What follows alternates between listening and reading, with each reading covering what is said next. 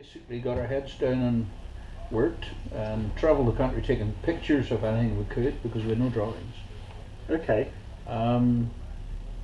And basically replaced any damaged or corroded structure throughout the wing. We had to make loads and loads of new bits.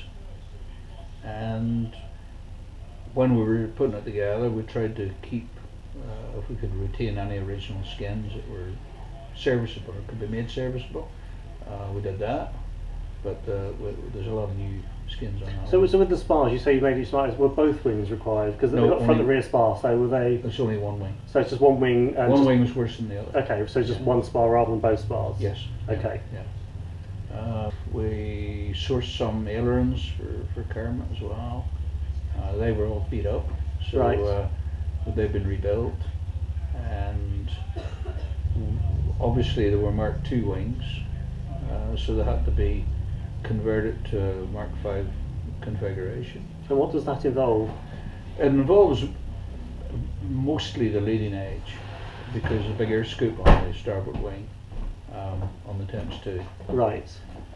So what we did was we made up some tooling to make a one-piece inboard leading edge to make it look like make it a Tempest V wing. I made up ribs and went in there in place of where the air scoop assembly should be. Right. So that's what. And again, that's without drawings. So. That's without drawings. Okay. So how did you manage that? Pictures. Okay. And lots of pictures. Yeah. Hundreds of pictures.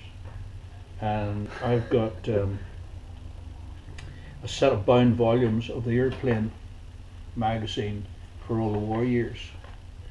And coming near the end of the war, there was some beautiful detailed drawings of a Tempest. Okay. Which were like double-page drawings showing the construction on them. And we used actually some of those wartime magazines to actually suss out what we needed to do with the wings. I guess it's a combination, isn't it? When you've got drawings and photographs, you can then start to piece it together and work out exactly how things have been made. It's just like Sherlock Holmes. You just, you get 3 bits of information, and that will give you the 4th bit of information. And that's how we did it. Superb. Yeah. So how long has it been start to finish, roughly? 15 years. 15 years, wow, that's a long time. It is a long time. We've had ups and downs, and I can understand sometimes Kermit would get frustrated with me because I wasn't doing it quick enough, and and I'd get frustrated with him thinking, doesn't he realise what we're doing here? And yeah, we never fell out. We were always good to each other, and we've made it happen. So he's got a nice set of wings now, so we're happy with that. Yeah. And they look great on the aeroplane. Did you fit them on the aeroplane yourselves, or did Tony's lads did? We delivered them, and I didn't mind, but it was time was of the essence. So as soon as we got the wings here, the lads just hit them, and they went straight on almost, apart from a little trimming on the skins. I was going to say, they must have fairly recently arrived, haven't they, to here? Oh, last week. Tuesday and Wednesday. Oh really? So they've literally gone on within the last week. Oh, superb. Yeah. They knew I was coming. So you need a target. You need a target. Yeah. Yes, of course. But there was, there was no major problems with them when they went on, which we're superbly happy about. Good, yeah. It's always nice when they fit straight away, isn't it? Well, it'd be a bit embarrassing if he was coming. First thing I checked was to make sure all the pins were in. That was a concern we had in the early days. Kermit and I spoke about this in the early days, because he said, how are you going to be sure that the wings fit? And we did, because it was a 5 fuselage with some 2 wings, and you would assume the 2 and the 5 would be similar. They would have used the same parts, but you never know. Indeed, yes. You never know. So the other problem was, because the root ends had been chopped out of the wings, the root end bits of both front and rear spar were floating, especially the rear spar. Right. And I remember Kermit having a discussion with me about this to make sure that we had actually gotten the rear spar lined up correctly, so that when all the structure went back in, it was skinned, and we put the new structure in, which had been cut out, that the actual wings would go on the airplane. Indeed, yes. So we were, we're very fortunate that worked out nicely. But we did a lot of measuring. It's easy. I was going to say it's not so fortunate. It's just good work. Well, I looked at that lot when we were putting that together, and realised that, you know, if it wasn't right before we skinned it, it would never be right, and you'd never alter it. Yeah. Because that's some serious heavy structure, and if you build that wrong, well, you might as well rip the wings apart again. Have you put the undercarriage into the wings? I didn't look to see if the undercarriage in the it's wings. all fitted in already. Yeah. Oh, we found some funny things with undercarriage, because those undercarriages were basically in hellish shape when we got them. And some of them were Fury, Hawker Sea Fury There parts. was all kind of, we got Fury parts first mixed up with Tempest parts. Right. And we just got all the shit dumped on our lap. And then we started stripping them to try and make a serviceable undercarriage. And we spent months in traction rams and stuff when we stripped those out. We found that the Indian Air Force had obviously, if those rams came from India, they had obviously had problems with seals. Because what they'd been using for seals in the undercarriage rams was actually chopped up pieces of fire hose. Really? Okay. Reinforced rubber hose, which had actually been cut and put in there because they're a square seal, lots of them. So we had new neoprene seals made and machined up and stuff and put in there. Superb. But yeah, it was a long process, and like all the knuckle joints and all those little nitty bitty gritty bits of undercarriage, that was just a rust bucket. And we had to make pins where there was corrosion and all that sort of stuff. New bushes in places. So I mean, well, 15 years worth of work. You can see that there's a lot of work gone into it. There's a hell of a pile. You can see that there's significant things that have to be made, as well as kind of adapting what you had available at the end of the day to create a serviceable wing. So we couldn't let go of the sight that at the end of the day we had to be accountable. The wings had to go on the airplane, you know, they had to work. So that's what our goal was. Superb. So that's it in a nutshell, really. No, that's brilliant. That's absolutely fantastic. Perfect. Okay. I was going to speak to Tony about his bit next, but Kermit, I'll start with you. Yeah, I heard about the airplane was for sale. Of course, you know, Nick Grace got killed in a car crash, but he had been collecting parts and working on stuff. And it's my understanding there's only like 10 Napier Sabre engines on the planet, and some of those are cutaways. Indeed. And you know, Nick had collected 2 engines that one of them we'd sent down to Ricardo's at some point, and they, you know, looked at it and said, yeah, this thing looks pretty good. So hopefully we've got two good engines that we can start with. I mean, and at this point we've done everything to airworthy standards, with the option that, you know, this thing can be airworthy, and you know, that'd be pretty cool. But of course the big question mark is the engine. You know, Ralph had collected the other thing was a propeller. You know, it's a left-hand turning 4-bladed propeller, and I'm very fortunate that I think it was about 1983, I bought the Tempest 2 at a Christie's auction. And the only other Tempest 2s, there's probably one in the RAF museum, but all the other ones that are floating around at the projects came out of India, which is where Nick got these the bad wings from. But this Tempest 2 that I've got, it was LA 607, and there were 2 World War II prototype airplanes. I think it was 605 and 607, and mine's one of them. And these things were built in 1943. The actual Tempest 2 never got into service until post World War II. They were in the occupation, but they never saw combat in World War II. But they were designed and developed in World War II. And basically the Tempest 2 was a Centaurus-powered version of the Tempest V, which is the Napier Sabre-powered one, and that eventually evolved into the Hawker Sea Fury, so Fury and the Hawker Sea Fury. So anyway, I had heard about this, and I heard that you know, some of the major warbird players in the UK, you know, would love to end up with a project, but they were kind of nickel and diamond the estate or whatever, and I just went in there and paid them what they want, and I'll bet they all regret that now, because it wasn't a bad price. But I knew how rare the airplane was, because the only other one on the planet is hanging up at the RAF Museum at Indeed, Hamden. exactly, yes. And they also have Tempest 2 wings on theirs as well. I don't know what happened to all the airplanes. I don't know what happened to the wings. I don't know what happened to all the engines, you know, but they're just not out there. And it's a great looking rare airplane. It's really a case of what your plans are with the airplane. Obviously, you'd love to see it fly. I mean, I guess you're going to get a released up to ground running status. Everybody would love to hear one run, you know, and I'm hoping that maybe, you know, one of the top engine rebuilders in combination with maybe what little we can do, you know, might say, you know, I'm the only person that's ever going to get one of these running. You know, maybe I can get a little bit better deal. We'll see. Yeah, it'd be great to get it running, but to get it flying is strictly contingent on the airplane. We've got a propeller that Ralph found that was, you know, a test thing at Boscombe Down, but we really don't know what it was on. But it's a left-hand turn, 4-bladed, fits the spline, so it was either a Napier Sabre or a Centaurus. I'll go, since I've got the great Tempest 2 project, and they were similar horsepowers, I can go back over and check the propeller on my 2 as well. I don't know how many other propellers came out of the... I think it's literally I've just done a feature on the one which is being built at North Weald, yeah. the Tempest 2 there. And they had a problem with the propeller too, and they were saying that the Indians, because when they used them as airfield markers, they scrapped the propellers because they wanted to make them look like jets. So they just took all the props off and scrapped them. Oh, so they left them the airfield markers. The airplanes were supposedly resembling jets. I didn't know. So hence why the propellers were all taken off. I don't know whether that's totally the case or not, but it would make sense. Oh, I'll be darned. Well, okay. Well, then that's going to be difficult for me as well. But I think some of the Tempest 2 guys are going to probably put, I don't know, 3350s in them and of course 4-bladed props that spin the other way, you know. But anyway, that's all they can do. But I've got a really, really great project that's actually a historic World War II airplane, so that's pretty cool. Now I think that even to hear the Napier lit up would be enough. I think that would be enough to keep everyone excited.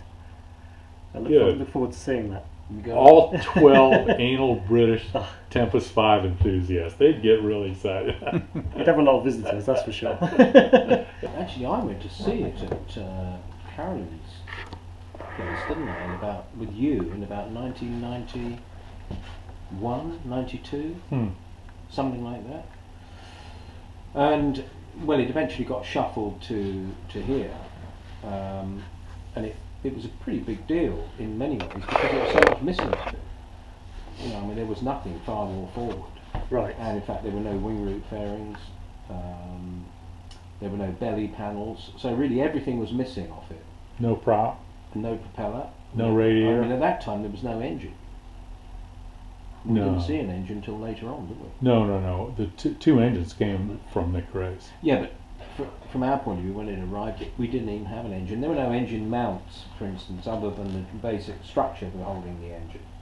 And so a lot of that stuff we were really in the dark with. But the great thing was, at the time, that the RAF Museum were doing a roll-on restoration on their airplane. Indeed.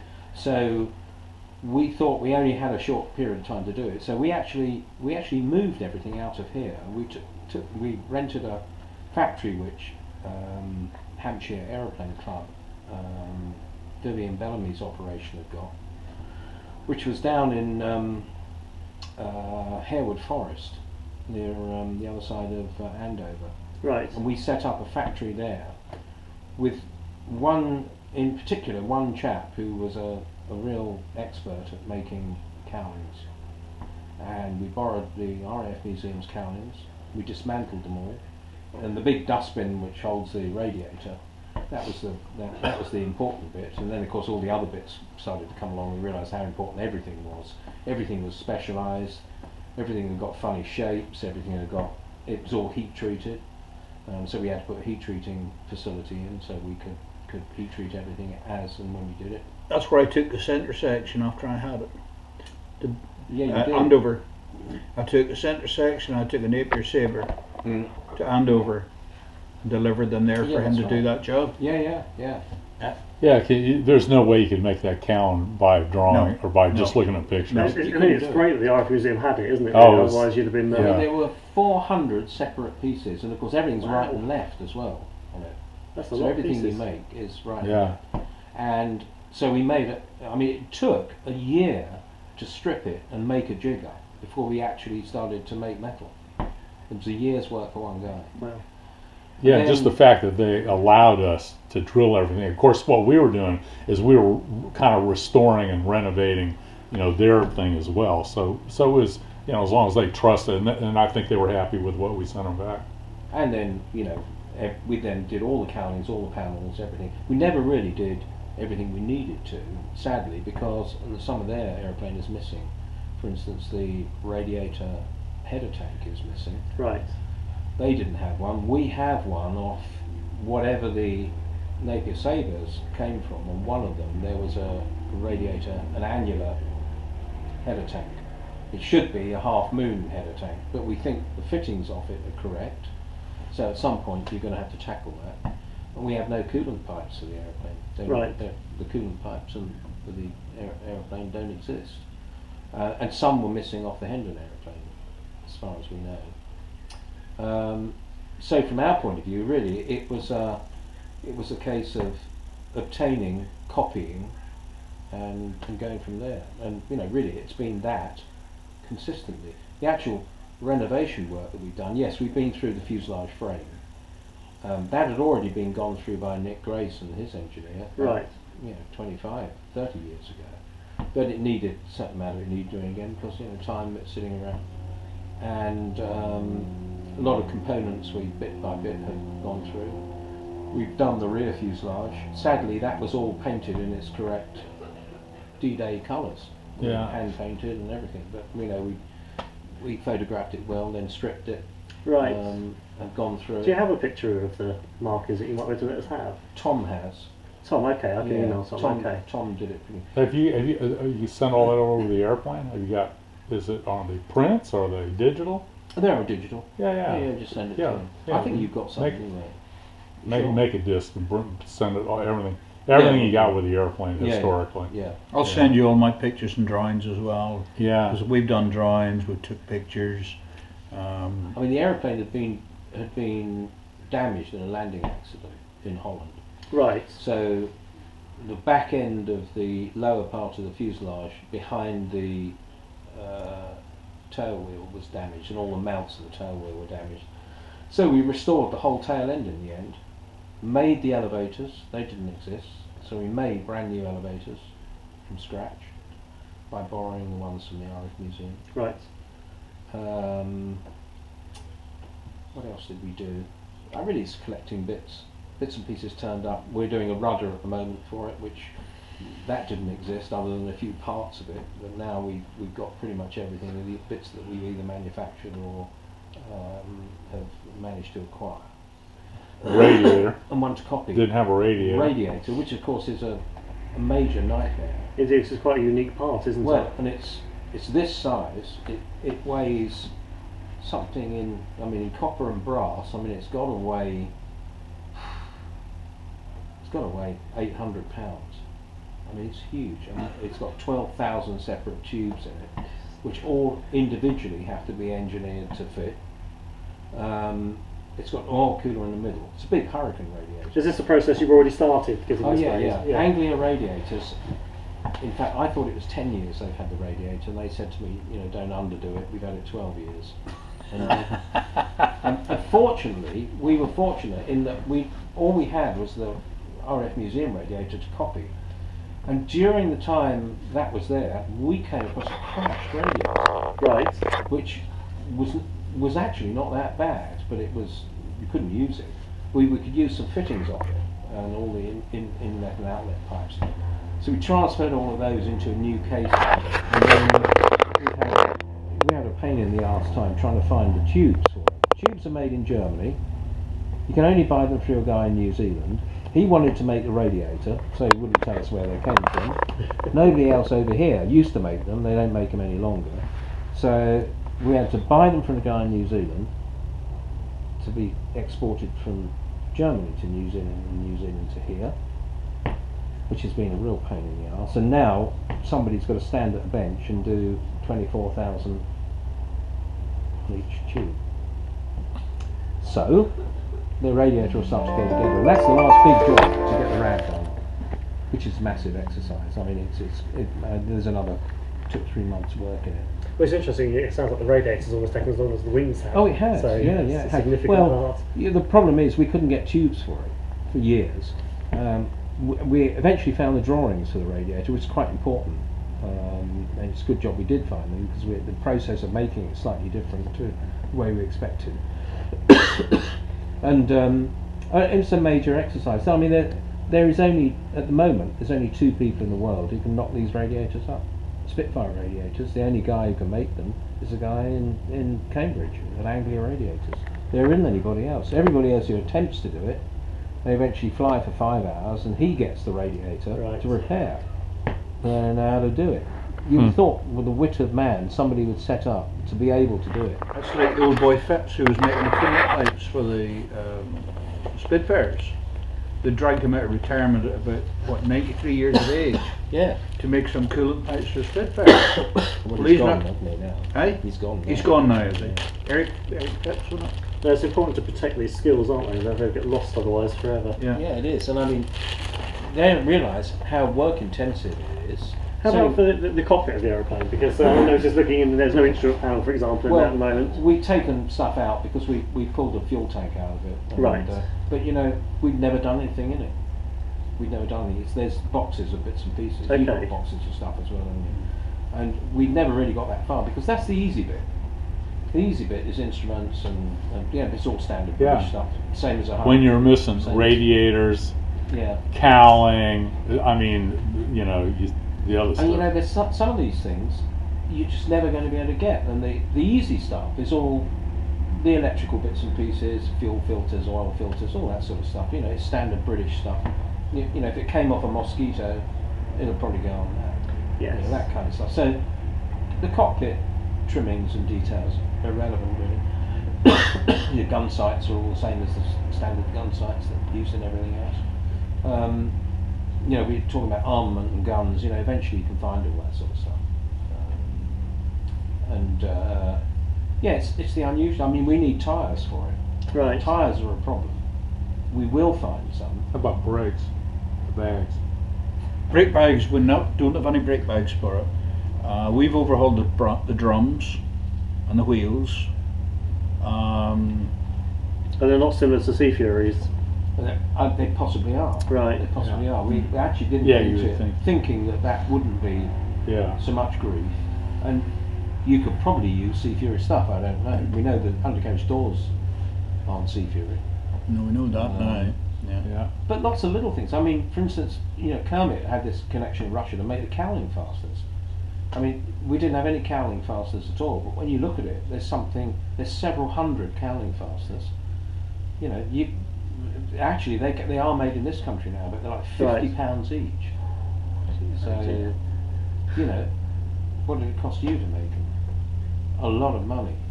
Even though it was in Russia, but you know, a quarter of the price they're made over here for. So things like that became actually quite important at the time, and they're the same fastener that's used on a Mark 14 Spitfire, Right. which it's got. So, it's chasing stuff, yeah, finding the opportunity to get bits and pieces that turned up. It's really lovely because you read so many accounts of long restoration projects. It doesn't have to be airplanes, it could be boats, cars, or anything. Yes. And people end up walking away disgruntled with their hands in their pockets because they've just had a gutful of it. And there's been a lot of, shall we say, moral fibre shown, I think, amongst all of us, that we've actually stuck it. We've cooperated with each other and helped each other, and I think it's quite nice. I think it's excellent that you guys are happy to discuss this and put it into a feature for people to read, because I think I'm a great believer in people need to be educated what happens behind closed doors in terms of restorations, because everyone sees aeroplanes fly and I think, oh look, I love the aeroplane, it's fine. They never look Do back another at one. the work that's gone in. Yeah. But it's kind of that they forget about the work that's gone in behind the scenes, and they don't know what's behind the cowlings, they don't know what's under the skins, all that work that's happened. And I think it's really important that people understand that. Well, it's an example. Well, I mean, we knew it would be this grief to do it, because when you've got to make anything that's sort of one-off or is unusual, or you haven't got a pattern to it. Fortunately, we've got patterns to do it, but it just highlights the fact that some of this stuff that people are restoring is just so. Some of the German aeroplanes are so advanced, and they've got such quirky materials You know, what the hell do you do with these things? You know, they're in dreamland if they think they can actually rebuild them. I mean, all it takes is money at the end of the day. These days, all it takes is money.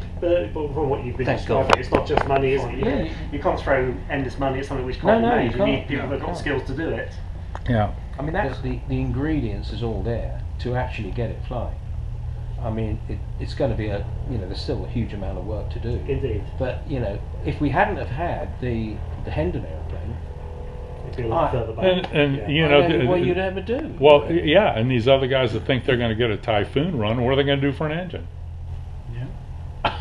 The reality is that these things are far more than anybody ever imagined. When they were made, many people that could just throw bodies at the thing. There was a war going on. Yes. You just threw people at it, and you also make multiples of them, which makes That's life a right. lot easier, doesn't it? like we've made bits for Kermit's wings that we had to make steam press tools for. They'll all go back to Florida to him. What the hell he'll ever do with them, I don't know, because they're to make bits for a Tempest wing. Well, they also had the talent and the skills at the time. The people were the leading edge at the time, and That's right. here we are having to reinvent some of the. Yes, that's right. Yeah, metalworking skills were quite significant, weren't they? Yeah. There's a lot of talent out there. Well, the good thing is that Kermit likes to do it as it was. He sees no point in doing it, and that's the way I like to feel. If it was made, well, let's try and make it. At least give it a 99% shot of doing it exactly as it was done in the day, rather than trying to bodge it and make it so it really isn't correct. So it's a look-alike. Yeah, I think once it's finished, people will see that and appreciate that work's gone into it to make it original. it's got to be, yeah. And from a point of view of restorers, Tony and I are lucky that we've had Kermit as a customer because of his enthusiasm and his dedication. Well, it also, I guess, makes it feel worth your while as well when you kind of get someone that appreciates the work rather than just wanting it to fly. Whatever it takes, just make it fly. That's not as fun, is it? It's just when you actually say to someone actually wants to be authentic, find the right patterns, find the right bits, it makes it worth it. Well, the importance is the whole thing. It's not just having a flying airplane at the end, it's the whole process of doing it. And he likes doing it properly, which is the way I like doing it. And he's the first guy of anybody in the world in aircraft restoration that wants to do it exactly as they did it. Nobody else really ever thought about that. Aren't you? You're still out of all the No, the guys are doing Mustangs and stuff pretty cool. But I remember, I mean, people were laughing at us when we did the Spitfire, and they were going, "What?" They were just throwing all that stuff away. The armor, what are you going to do that for? And of course, now everybody does it. So. You know what? The 70s saw an awful load of Spitfire stuff being thrown in bins and skips. Yeah. And it's tragic what was thrown away. Really tragic. Even now, I mean, I've started hoovering it up. I hoovered up a load of stuff a couple of years back, whole container full of stuff from historic flying. All the original stuff, gun mounts, all that sort of stuff. That somebody I knew had bought it from them. Just they threw it all away. It's crazy. It is crazy. But in terms of what I need for getting the feature, you've been very kind and given me loads of great information. Yeah, good. What I'll do is I will type it all up. I'll send it. I'll copy you guys on it.